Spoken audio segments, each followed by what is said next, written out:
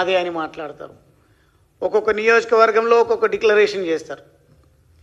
ఏ declaration కూడా విలువ లేదు. బీసీ డిక్లరేషన్లో చాలా స్పష్టంగా వారు ఏమి ఊహించుకొని డిక్లరేషన్ ఇచ్చిందో తెలియదు.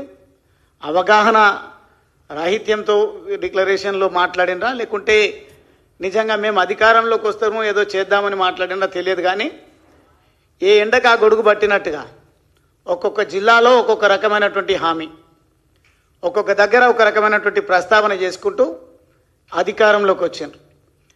జంతర్ మంతర్ దగ్గరికి వెళ్ళి మోడీ గారికి ఎన్నికల యావ తప్ప బీసీల పైన ప్రేమ లేదు అని అంటున్నారు.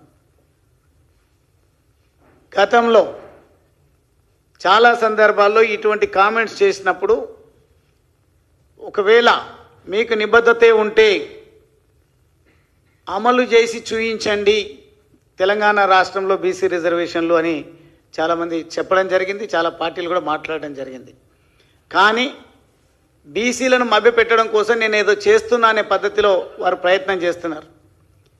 ఈ కులాల పేరిట, మతాల పేరిట, రాజకీయాలకు పక్కన పెట్టి, నాకు తెలుసు మా మిత్రులు ఎందుకో కొంత అనుకున్న స్థాయిలో దాడి మొదలు పెట్టలేదు.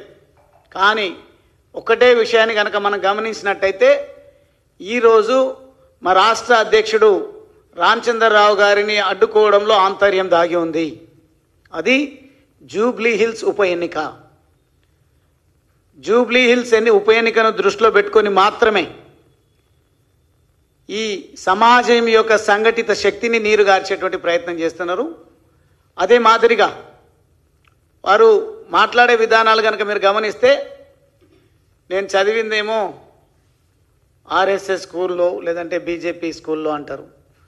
నేను కాలేజ్ చేసిందేమో స్కూలింగ్ అంత అక్కడ, ఇంటర్మీడియట్ లేదంటే ఇంకా ఆయన ఏం చదివి ఉండవు నాకైతే పెద్దగా తెలియదు. కానీ కాంగ్రెస్ పార్టీలో ఈరోజు వారితో పాటు కలిసి పనిచేస్తున్నదైతే చెప్పిన వాళ్ళైతే నేను ఎమ్మెల్యేగా నిలబడ్డప్పుడు వాల్ రైటింగ్ రాసేవారని చెప్పేది.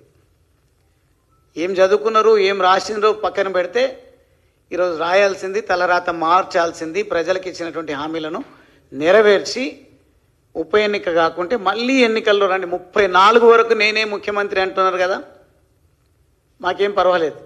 మీకు రాజకీయాలు, ఎన్నికలు గెలుపే ప్రామాణికం కావచ్చు. కానీ ఈరోజు నరేంద్ర మోడీ గారి నాయకత్వంలో భారతదేశం అద్భుతమైన పంతాలో అభివృద్ధి దిశగా పయనిస్తుంది. అందుకే డబుల్ ఇంజిన్ సర్కార్ అనే నినాదం ప్రతి రాష్ట్రంలో, ప్రత్యేకించి తెలంగాణ రాష్ట్రంలో ప్రతి గడపకు చేరింది. నాకైతే విశ్వాసం ఉంది రాబోయే రోజుల్లో అది జూబ్లీ హిల్స్ ఉప ఎన్నిక కానీ, లేదంటే మీరు కూడబలుక్కొని పార్టీలు మారినటువంటి, ఫిరాయించినటువంటి 10 మంది ఎమ్మెల్యేల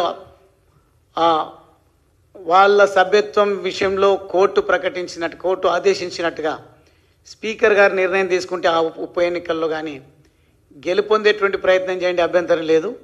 కానీ ఎన్నికల యావలో మాట్లాడుతూ గతంలో రేవంత్ రెడ్డి గారికి ఉన్నది ఇన్ఫర్మేషన్ యాక్ట్ను వాడుకొని బ్లాక్మెయిల్కు తెరలేపి అక్రమంగా సంపాదించిన డబ్బుతో రాజకీయాలు నడిపిస్తున్నాడు, యూట్యూబ్ ఛానల్స్ను అప్పుడు బాగా వాడుకున్నాడు అనేది. కానీ ఈరోజు యూట్యూబ్ ఛానళ్లను వాడుకొని ఏ రకంగా వారిని అవమానపరుస్తున్నారో, మెయిన్ స్ట్రీమ్ మీడియా గురించి ఏ రకంగా అక్కసు వెళ్ళగక్కుతా ఉన్నారో, అసహనం ప్రకటిస్తూ ఉన్నారో, ఇవన్నీ కూడా గమనిస్తున్నాం.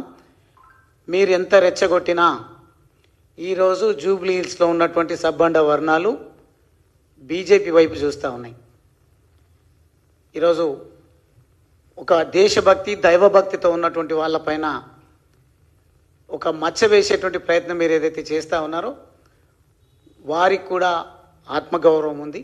మరీ ముఖ్యంగా మా సోదరిమణులు, మహిళలు కుంకుమార్చనను అడ్డుకున్నటువంటి ఈ కుట్రలు కుతంత్రాలు చేస్తున్నటువంటి పార్టీని సందర్భం వచ్చినప్పుడు మేము బొంద పెడతామనే పద్ధతిలో ఈరోజు వారికి జరిగిన అవమానం విషయంలో మా అక్క చెల్లెళ్ళు చర్చించుకుంటా ఉన్నారు. తప్పకుండా తగిన రీతిలో బుద్ధి చెప్తారు.